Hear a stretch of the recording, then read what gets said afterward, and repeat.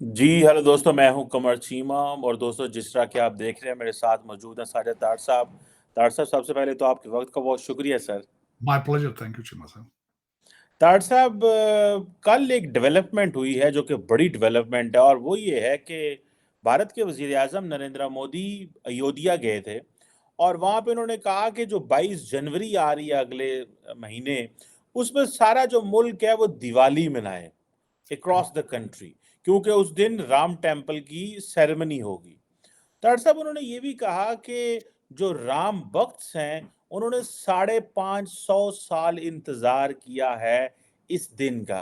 अब जारी बात है इस हवाले से बड़ी इंडिया के अंदर क्योंकि यहाँ पे मस्जिद थी, मस्जिद गिरा के फिर ये मंदिर बन रहा है और इसकी सुप्रीम कोर्ट ने इसको वैलिडेट भी किया हुआ है। डॉक्टर साहब आप इसको कैसे देखते हैं? बल्कि फरवरी में प्राइम मिनिस्टर मोदी जो हैं वो अबू धाबी के अंदर भी एक मंदिर का इफ्तिताह करने जा रहे हैं। ये जो एंगल है भारत के वज़ीर-ए-आज़म की पॉलिटिक्स का कि मज़हब को बहुत ज़्यादा कर रहे हैं, लेकिन उनको रिस्पॉन्स भी बड़ा मिल रहा है। शायद उसकी वजह इस पे ज़रा मैं चाहता हूँ कमेंट करें क्योंकि इकोनॉमिकली इंडिया ग्रो कर रहा है, तो अगर वो मज़हब जो है और आइडेंटिटी एंड हिस्ट्री की बातें कर रहे हैं, तो लोग उसको सब्सक्राइब कर रहे हैं।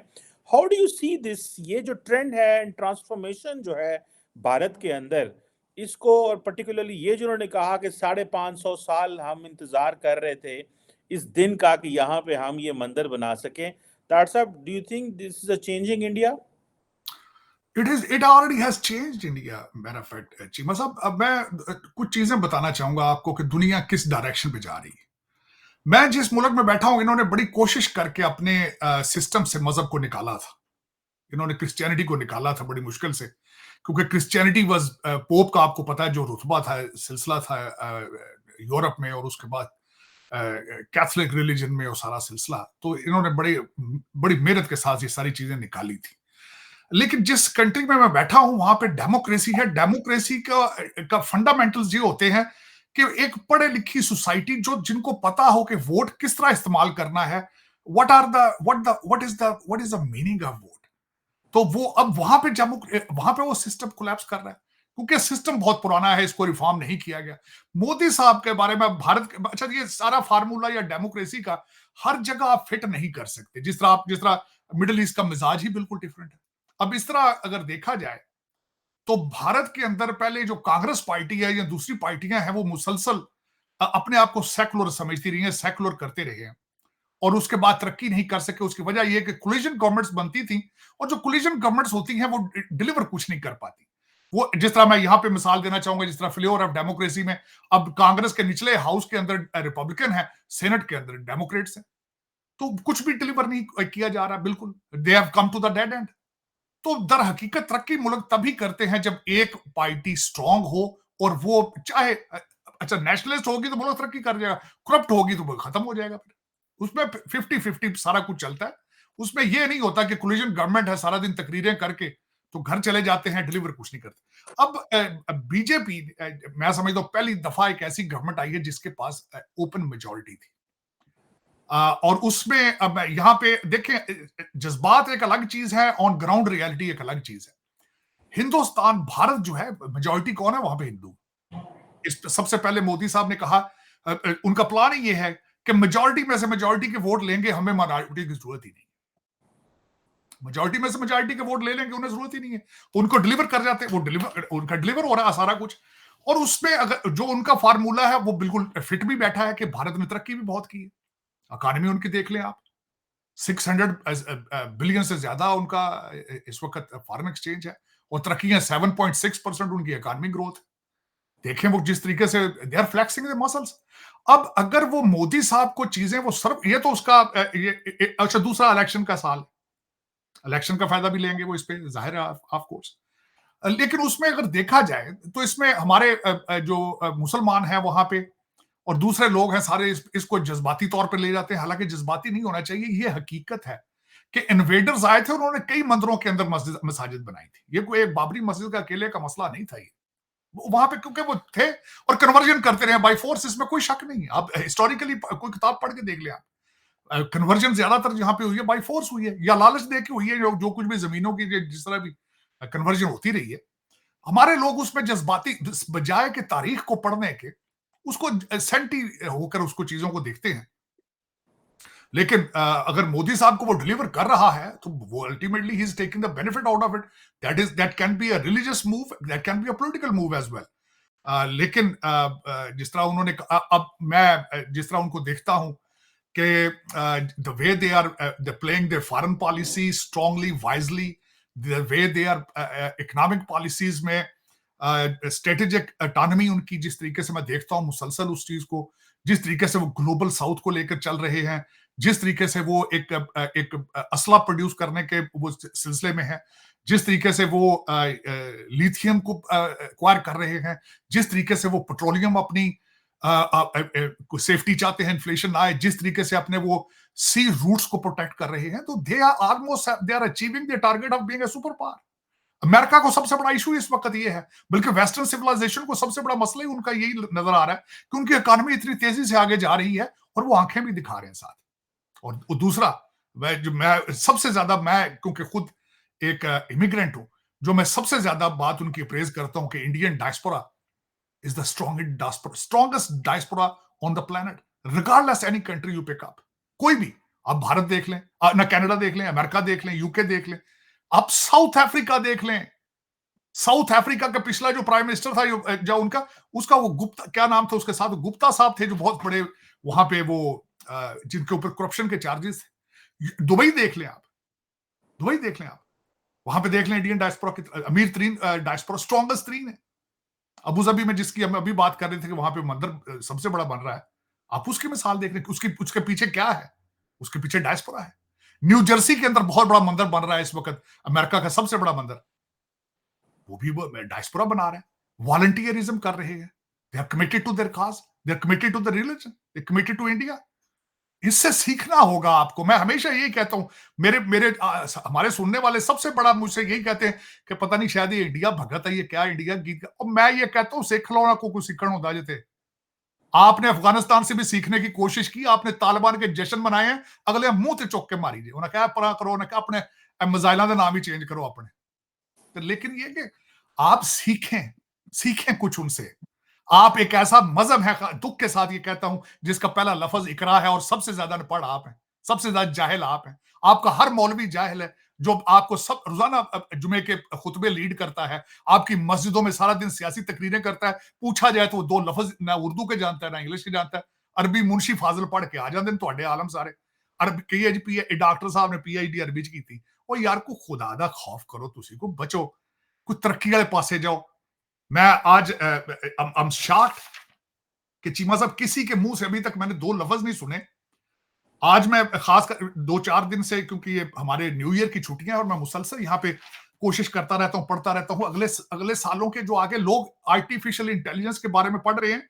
और मैं देख रहा था कि इस वक्त मैंडेटोरी कर दिया है उन्होंने भारत की इंडियन इंस्टीट्यूट ऑफ टेक्नोलॉजी में आर्टिफिशियल इंटेलिजेंस और डाटा की कंप्यूटर डाटा की तालीम के बारे में। It's mandatory, regardless what you want to become, you have to study artificial intelligence and how the computer data system works। लेकिन आप आज तक आपके किसी आज मैं बल्कि आगे चल के बात करूंगा, हमारे आर्मी चीफ साहब ने एक तकरीर फरमाई है, थोड़ा सा उन्होंने खींचा है लौंडे लपाड़ों को, लेकिन दूसरा माफियाज का जिक्र उन्होंने किया। लेकिन हाफिज साहब कब करेंगे वो? 2028 में करेंगे वो प्रोग्राम? आपको रात को चाहिए इन्फोर्स करें माफिया का। आप माफिया को हाथ डाल सकते हैं, ये प्लाटा वाले सारा मुल्क तो बैठ के टाउन बनाता है तुझ पढ़ के। लेकिन चीमा साहब उसमें बाबरी मस्जिद की बात कर रहे हैं, जो मुझे, आप बाबरी मस्जिद की बात कर रहे हैं, इस वक्त अगर देखा जाए तो things are not looking good among both countries. India और पाकिस्तान के हवाले से भी अगर देखा जाए, मैं बात उसकी ये भी करना चाहूंगा कि एक तरफ तो हमारे नवाज शरीफ साहब जो मुस्तकबिल के वजीर आजम है, बार बार ये कह रहे हैं कि भारत से रिलेशनशिप ठीक करेंगे। जो करंट सिटिंग प्राइम मिनिस्टर हैं वो कहते हैं 300 जंगें करने के लिए तैयार हैं।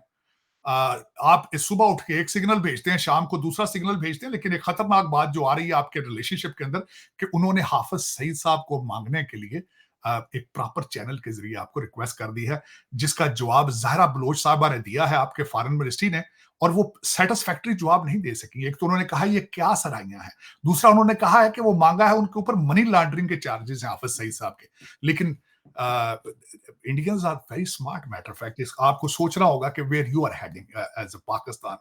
जो कि एक फॉरेन पॉलिसी लेस कंट्री है, डॉलर बेस्ड पॉलिसीज हैं, लेकिन आपको सोचना होगा कि अब वो they have taken a very calculated move, they are taking a very, लेकिन हमारी तो डॉक्टर साहब उनसे ट्रीटी क्यों नहीं आओ तेरे हमें सियासी नहीं फैर मारे आया था नहीं नहीं नहीं, लेकिन फैटफ में ले जाने की ट्राई करेंगे वो आपको, दोबारा आपके ऊपर और चीजें करेंगे। और दूसरा देखिए, इतराज इसको इसको आप एक नजर से नहीं देखना, इसकी टाइमिंग बड़ी अजीब सी है। टाइमिंग ये है कि आपके आर्मी चीफ साहब अमेरिका गए हैं और डॉक्टर जयशंकर साहब रशिया गए हैं, उनके रिलेशनशिप के अंदर थोड़ी सी रिफ्ट आई है।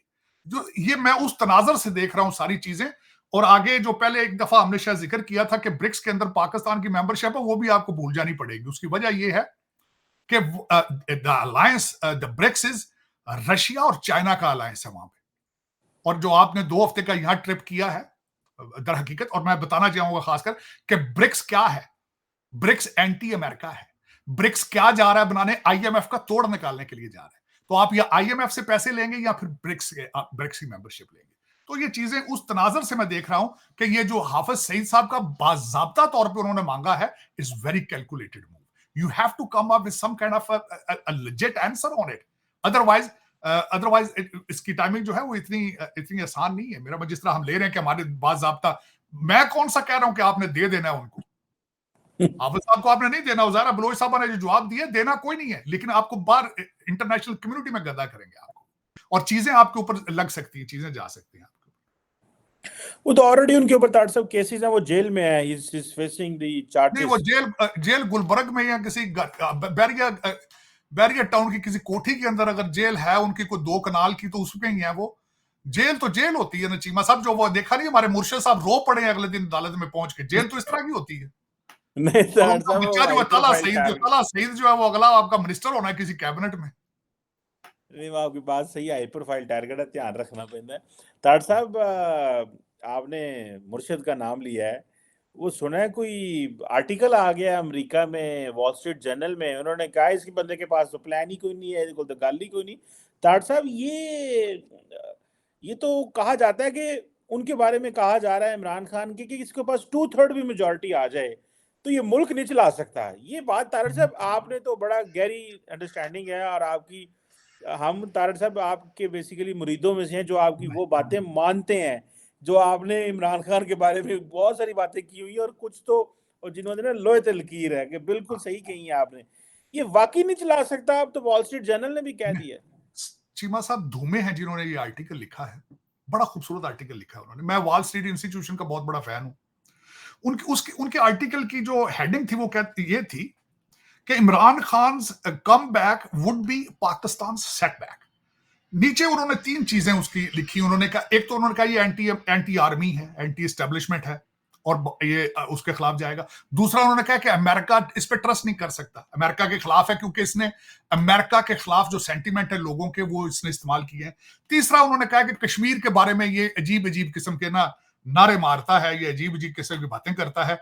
और मजीद उन्होंने आगे चल के कहा है कि Pakistan can not afford, because आज तक की डेट में पाकिस्तान का सबसे बड़ा ट्रेड पार्टनर इज यूएस। तीसरी उन्होंने बात की है कि, और अगली उन्होंने बात की है कि लेफ्ट विंग इकोनॉमिक्स फार्मूलेज हैं इसके पास, और उन्होंने कहा इट्स नॉट ट्रस्टवर्दी। अब उस पर मैं एग्री करूंगा धूमे साहब से। धूमे साहब ने जो लिखा है, मेरा सिर्फ आप लोगों से सिर्फ 2 क्वेश्चन करूंगा, तो उसका अगर कोई जवाब दे दे तो मैं विड्रा कर लूंगा। एक खातून कहे कि तुम मुझसे शादी करो, 5 बच्चों की मां तुमसे मुझसे शादी करो और तुम प्राइम मिनिस्टर बन जाओगे, ये उनके रेज़्यूमे पे पहला लिखा गया ये बात। दूसरा बुजदार साहब हैं, और तीसरा सर पे बाल्टी पहन के सारा दिन कहते थे जी ये जी मैं जा रहे थे अदालतों में निकल रहे होते सर पे बाल्टी पहन। तो आप कह सकते हैं। तीसरा, अपनी एक बच्ची अबैंडन कर रखी है इंग्लैंड के अंदर, उसको आज कॉल तक नहीं करते, उसको देखते खर्चा देना तो बहुत दूर की बात। That person can, is that person reliable? अपनी बच्ची का जो सका नहीं है वो मुल्क को क्या देगा भाई? अपने बच्चों को खर्चा नहीं दे सकता, वो आपको क्या देगा? वो आज की उनकी जो टैक्स रिटर्न में उन्होंने बताया 30 करोड़ रुपए का 35 करोड़ उनकी आमदन बढ़ चुकी है। गाड़ी ओन नहीं करते, अभी भी बकरियां उनकी टैक्स रिटर्न के अंदर है, बकरियां। बनी गाला का लिखा है उन्होंने जी कि वो मुझे गिफ्ट में मिला है। और मेरा मकसद है कि एक अजीब सी सूरत हाल है। लेकिन पाकिस्तान, जैसे मैं कल परसों किसी की बात सुन रहा था, उसने कहा what are the Pakistan future, और ये इलेक्शन क्या है? उन्होंने कहा ये कोई अच्छा चॉइस है ही नहीं इलेक्शन में। पता है, आपकी एस्टेब्लिशमेंट को पता है, आपके पाकिस्तानियों को भी पता है कि पाकिस्तानियों के पास अब कोई चॉइस है ही नहीं है। और जिस तरीके से आज आपके सारे ये पीटीआई के पहले तो सारे पेपर इन्होंने ले लिए, फिर अब सारे सबके सब रिजेक्ट कर दिए इन्होंने। ये क्या इलेक्शन है? इलेक्शन की क्रेडिबिलिटी कोई है? कोई इंटेग्रिटी ऑफ दिस इंस्टीट्यूशन रह गई है? आपका क्या ख्याल है, इंटरनेशनल मीडिया इन चीजों को नहीं देख रहा? और वजीर आजम साहब जो है वो कहते हैं ताजपोशी होनी, इंग्लैंड से बुला के एक बंदे को ताजपोशी कर रहे हैं। तो आप उस बंदे की क्या रिस्पेक्ट होगी इंटरनेशनल कम्युनिटी के अंदर? जब वो यूनाइटेड नेशंस जाएगा, अमेरिका आएगा, कहीं जाएगा, अगला प्राइम मिनिस्टर जो आप आइडेंटिफाई आपने कर दिया है, उसकी क्या इंटेग्रिटी होगी? स्टेट ऑफ पाकिस्तान की क्या इंटेग्रिटी होगी? आपकी अदालतों की क्या इंटेग्रिटी है? जो 4-5 अदालतें हैं, मैंने वो लिस्ट देखी है, आपके लाहौर के चीफ जस्टिस साहब का जो दामाद है उसको भी मिल गई है, टिकट मिल गई है। बल्कि जो पेशावर हाई कोर्ट में भाग भाग के जाते हैं, एक वो उमर अयूब साहब का कजन है जो जज वहां बैठा है, वो फैसले दे रहा है। और दूसरा जो है वो मुलाजम रहा पीटीआई के दौर में, वो एडवोकेट जनरल था। क्या क्या क्रेडिबिलिटी है अदालतों की? ये क्या आपका सिस्टम है? चलाने वाले ये क्या चला रहे हैं? ये क्या गोरख धंधा, क्या फ्रॉड बनाया आपने? और आप समझते हैं कि ये सारा चल रहा है, चलता रहेगा इस तरह? You look very poor in the eyes of international community.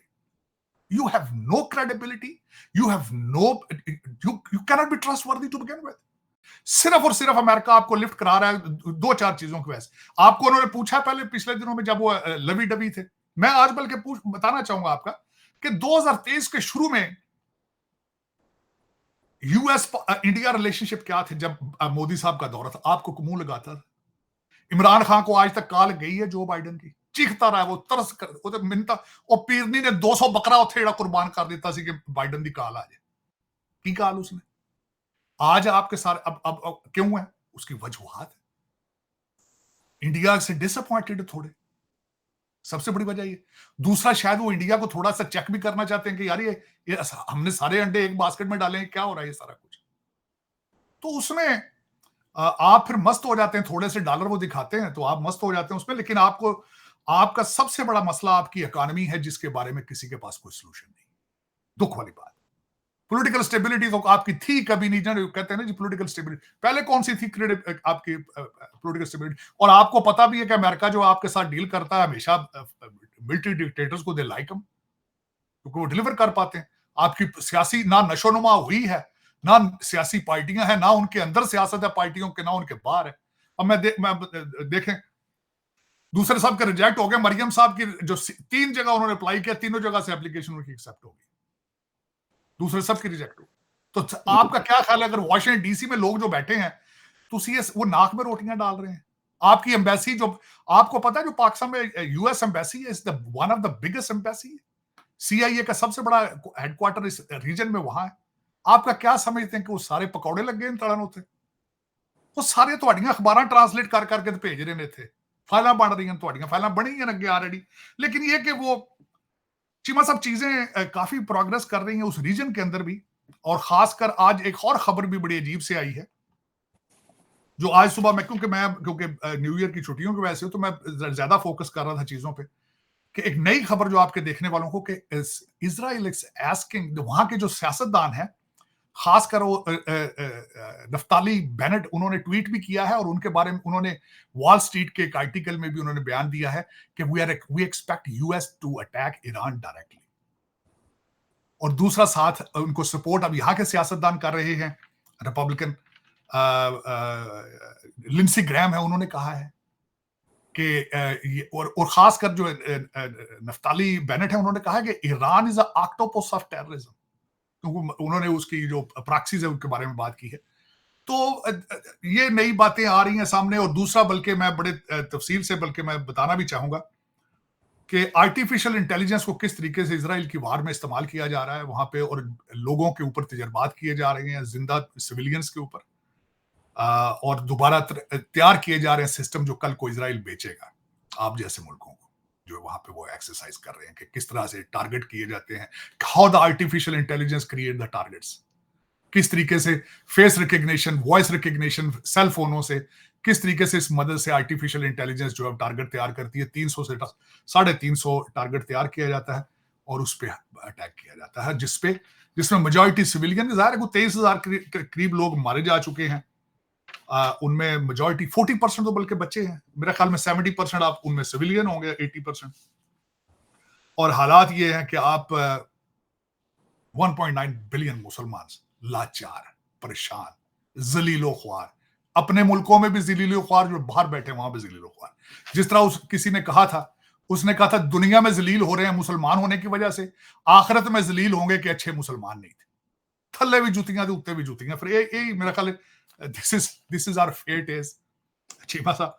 लेकिन उस पे अगला मैं जो बताना चाहूंगा कि यहाँ पे इकोनॉमिस्ट ने कुछ फोरकास्ट, वो फोरकास्ट बताएं प्लीज। फोरकास्ट उन्होंने की कि 5 चीजें एक्सपेक्ट करनी चाहिए जो हो रही हैं 2024 में। वेरी इंटरेस्टिंग, उन्होंने एक आर्टिकल लिखा है, 5 चीजें प्रिडिक्ट उन्होंने की। उन्होंने कहा दुनिया में बड़े बड़े मुल्कों के अंदर इलेक्शन हो रहे हैं, ये फैक्ट है। उन्होंने कहा कि one of the oldest economy US, यहां भी election. One of the largest economy India, वहां भी इलेक्शन। उसके बाद उन्होंने कहा कि यूक्रेन सबसे smallest democracy which is under threat, Taiwan. मैंने पाकिस्तान तो वैसे ही उसमें ऐड कर दिया, हालांकि पाकिस्तान में इलेक्शन तो नहीं हो रहे, वहां तो वैसे ही सिलेक्शन हो रही है। लेकिन दुनिया के अंदर बड़े बड़े मुल्कों के अंदर इलेक्शन हो रहे हैं। एक तो ये 2024 का उन्होंने कहा।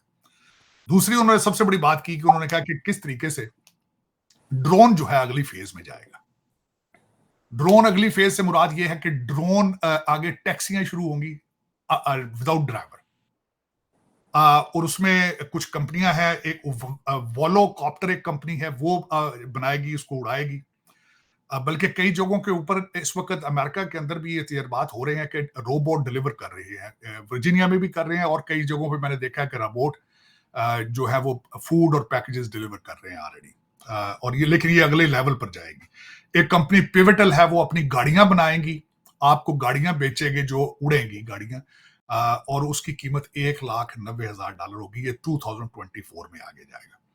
तीसरा उन्होंने कहा कि आर्टिफिशियल इंटेलिजेंस के बारे में रूल्स और रेगुलेशंस जो है उनको थोड़ा एस्टेब्लिश करने की कोशिश की जाएगी, क्योंकि इस वक्त भी ये आर्टिफिशियल इंटेलिजेंस कई कंपनियां इस्तेमाल कर रही हैं, कई ममालिक इसको इस्तेमाल कर रहे हैं और गलत कर रहे हैं। आर्टिफिशियल इंटेलिजेंस ने इतना शॉक वेव पहले ही दे दिया है कि 30,000 गूगल के एम्प्लॉइज जो है उनको फायर कर दिया जाए। 1,70,000 उनके टोटल 1,70,000 टोटल मुलाजिम है, 30,000 को आर्टिफिशियल इंटेलिजेंस की वजह से they will lose their jobs. उससे चौथा पॉइंट उन्होंने उसमें लिखा है कि माहौलियात के बारे में, कि किस तरीके से रिन्यूएबल एनर्जी है उसको प्रमोट किया जाएगा, और किस तरीके से जो हमारे पेट्रोलियम प्रोडक्ट, और बिलखसूस उन्होंने उसमें आर्टिकल में लिखा है कि पैकेजिंग जो है वो प्रोडक्ट की स्मार्ट पैकेजिंग की जाएगी जो रिसाइकलेबल हो सके। तो माहौलियात के ऊपर दुनिया जो है वो काफी इस वक्त परेशान है। जो 5वीं चीज जो सबसे ज्यादा इंटरेस्टिंग उन्होंने लिखी है कि ब्रिक्स को एक्सपेंड किया जाएगा, और होता नजर आ रहा है क्योंकि रशिया और China they both want to counter American influence. तो उसका सबसे बड़ा इंपैक्ट होगा वो चीमा साहब IMF को होगा, क्योंकि वो अपना बैंकिंग सिस्टम एस्टैब्लिश करना चाहते हैं। वो समझते हैं कि IMF जो है वो डेवलपिंग कंट्रीज को मैनिपुलेट करता है पैसे देकर, तो उसका तोड़ निकालेंगे। दूसरी एक सबसे उसके आखिर में जो था वो बड़ी इंटरेस्टिंग बात थी, मैं परेशान उसको देख के। उन्होंने कहा कि ऑलरेडी अमेरिकन इन्फ्लुएंस पहले ही कमजोर हो चुका है। यूक्रेन की बातें टर्की में हो रही हैं और गाजा की बातें कतर में हो रही हैं, अमेरिका में नहीं हो रही। तो ये उन्होंने आखिर में लिखा। चीमा साहब उसके बाद आखिर में मैं ये खास कर कहना चाहूंगा, एक बड़ी इंटरेस्टिंग चीज जो मैंने देखी कल, वो ये थी कि न्यू ईयर आने वाला है। न्यू ईयर के ऊपर आपने तो पाबंदी लगा दी है, जो आपके इवेंट हो रहे थे। काकड़ साहब ने कहा कि चलो, लेकिन पहले भी कौन सा किसी के पास पैसा है। आपके वही लोग न्यू ईयर पाकिस्तान मना रहे हैं जिनकी इनकम डॉलर्स और पाउंड में है, रुपयों में तो न्यू ईयर मनाया नहीं जा सकता। लेकिन उसके बाद जो इंटरेस्टिंग बात यह थी कि दुनिया के अंदर न्यू ईयर मुख्तलिफ डेटों में है। भारत के अंदर 9 मुख्तलिफ किस्म के न्यू ईयर मनाए जाते हैं डेट्स के लिहाज से। उसके बाद इथियोपिया का न्यू ईयर जो है उसका अपना है एक सिस्टम है, चाइना का चाइनीज न्यू ईयर उनका अपना है, इस्लामिक अलग है। और उसमें मैं खासकर जो चीजें कुछ बताना चाहता हूं कि कहते हैं कि न्यू ईयर के ऊपर लोगों की क्या पसंदीदा चीजें हैं। उसके बारे में मुझे इत्तेफाक हुआ है कि भारत के अंदर लोग दिए जलाते हैं, लैंप्स के बारे में उनकी चीजें। उसके बाद जो स्पेनिश लोग हैं वो ग्रेप्स खाते हैं, और दूसरा उसके बाद जो ब्राजीलियन है वो लेंटल खाना पसंद करते हैं न्यू ईयर पे। और उसके बाद साउथ अमेरिकन कुछ ऐसे ममालिक हैं जहां पे गुड लक समझा जाता है, खाली टैची केसेस, खाली सूट केस को लेकर निकलें तो उससे वो गुड लक होती है न्यू ईयर की। ये मैं चीजें कुछ आपके देखने वालों के साथ शेयर करना चाह रहा था। बिल्कुल, थैंक यू तार साहब। ये बड़ी इंपॉर्टेंट डेवलपमेंट्स हैं इन टर्म्स के मुस्तकबिल में क्या होने जा रहा है। इस वक्त तमाम जो ममालिक हैं वो और लीडरशिप जो है वो इस इनफैक्ट प्रिडिक्ट कर रहे हैं कि हमारा मुस्तकबिल किस तरह का होने जा रहा है। वो आर्टिफिशियल इंटेलिजेंस हो, आईटी का हो, वो कैसे कैसे हमें जो है वो इम्पैक्ट करने जा रही है, हमें कोई समझ नहीं है कि हम ये चीज़ें कैसे होंगी। पाकिस्तान में साइंस एंड टेक्नोलॉजी जो है, हमारे आर्मी चीफ भी और बाकी लोग भी ग्रीन रेवोल्यूशन की बात कर रहे हैं, लेकिन आईटी और टेक्नोलॉजी और आर्टिफिशियल इंटेलिजेंस एंड ड्रोन्स कितना ज़्यादा रोल प्ले करेंगे, इसके लिए जारी बात है एक ये प्रॉपर शायद हमारी यूनिवर्सिटीज़ अब उतनी इक्विप नहीं है। और टेक्नोलॉजी तार साहब पाकिस्तान में इतनी एक्सपेंसिव है क्योंकि यहाँ टेक्नोलॉजी बनती नहीं है, इंपोर्ट करनी पड़ती है और लोकली हम मैन्युफैक्चर नहीं कर सकते। तो हम जारी बात है वो नतायज नहीं ले सके अपनी फसलों से जिस तरह हमें नतायज लेने चाहिए। हमारे साथ मिडल ईस्ट है तार साहब, बल्कि तार साहब ये जो I2U2 की डील हुई थी पहली, तो उसमें अमारातीज़ ने और इजरायली ने इंडिया के अंदर हैदराबाद और गुजरात में अरबों डॉलर लगा रहे हैं ताकि वहाँ पे चीज़ें उगाएं।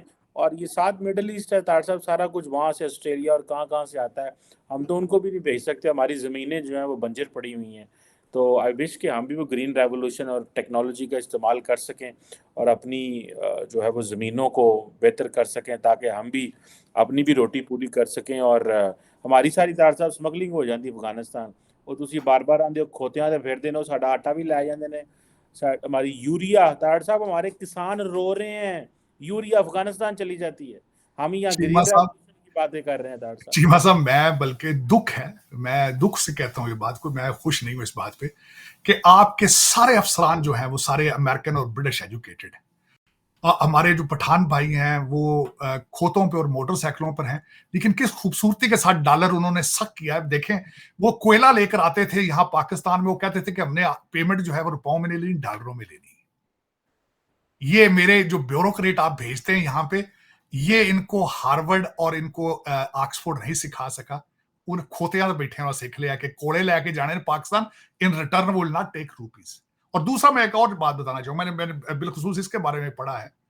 हमारे हाफिज साहब ने, आर्मी चीफ साहब ने इसके बारे में भी सिर्फ एक बयान ही दिया था, रोक नहीं सके स्मगलिंग को, रोक नहीं सके स्मगलिंग को। आप बल्कि आपकी स्टेट प्रमोट करती है स्मगलिंग को। उसकी वजह यह है कि अगर ट्रेड, क्योंकि इसमें पैसा बहुत है। हमारे मिलिट्री चीफ साहब को पता है कि बॉर्डरों के ऊपर हमारी जो एस्टेब्लिशमेंट के लोग लगते हैं वो कितने अमीर होकर निकलते हैं वहां से। मैं आज एक आर्टिकल पढ़ के पाकिस्तान के मल्टीनेशनल कंपनीज के बारे में आपको बताना चाहूंगा कि वो पाकिस्तान में फेल क्यों होती है। उसकी वजह यह है कि जो मल्टीनेशनल कंपनीज है वो एक ऑर्गेनाइज सिस्टम लेकर पाकिस्तान जाती हैं, वो पूरा टैक्स देती हैं, हर चीज रैकेट पे होती है, लेकिन उनका जो कंपेटिटर होता है वो सारा काम कैश में करता है, अंडर द टेबल करता है, और वो हर चीज सस्ती दे सकता है।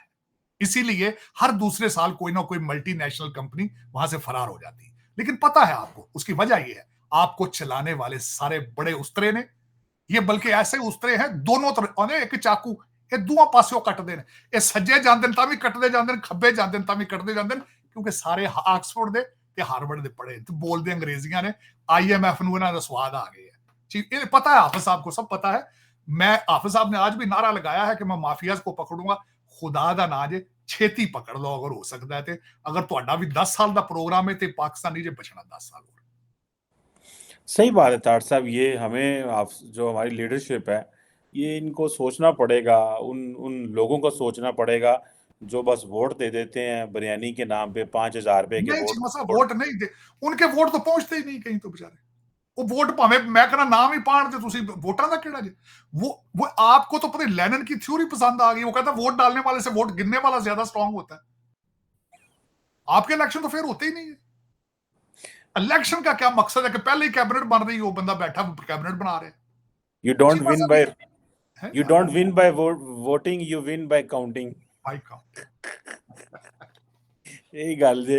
उन्हें कहा वोट पाने वाला, उन्हें किसी दोस्त ने हमारे कहा था, उसने कहा वोट पाने वाले नहीं, जेड़ा गिनदा है ना वो जितदा है। वेरी ठीक है ना। उस तार साहब, हमारे तो आपको पता है सियासतदान ही सारे फरिश्ते हैं। इमरान खान, हम तो नवाज शरीफ और जरदारियों को कहते हैं ना, वो क्या करते हैं। इमरान खान हुकूमत में था, डस्के में इसकी पार्टी के लोग चिट्टे दिन इलेक्शन कमीशन का स्टाफ 24 घंटे के लिए अगवा करके ले किडनैप हो गए। गया, बिल्कुल।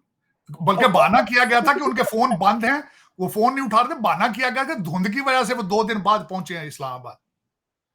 और ये मुर्शद है ना, ये अय्या का नाबदू अय्या का नस्ताइन है, ये रियासत मदीना का ठेकेदार है। ये चीमा साहब आज दुनिया चीख रही है बड़ी खूबसूरती के साथ, और मुर्शद पाके उनको किसी पुलिस वाले ने कुछ भी नहीं कहा। कहते मेरे दिल ते मुक्का मारिया इन्हें, कहना मैनू हस्पताल नहीं लै गए। तो राणा सनाउला ਜਿਹੜਾ ਫੜਕਣ ਲੱਗਾ ਸੀ ਉਹ, ਤੇ ਦੂਜਾ ਜਿਹੜਾ ਬੀਬੀ ਨੂੰ ਤੁਸੀਂ ਤੰਦੂਰ ਵਾਲੇ ਨਾਲ ਦੇ ਕਮਰੇ 'ਚ ਡੱਕ ਛੜਿਆ ਸੀ, ਉਹਦੇ ਬਾਥਰੂਮ 'ਚ ਕੈਮਰੇ ਲਾਤੇ ਸਨ। ਉਹ ਤੁਹਾਨੂੰ ਭੁੱਲ ਗਈਆਂ ਸਾਰੀਆਂ ਚੀਜ਼ਾਂ, ਹੁਣ ਤੁਸੀਂ ਕਹਿੰਦੇ ਹੋਗੇ ਇੰਜ।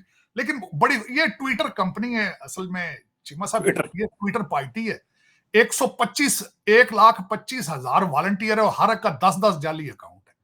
इसी पे चल रही है, इसी पे चलना है। इनको तो अवार्ड ऑफ टेक्नोलॉजी देना चाहिए।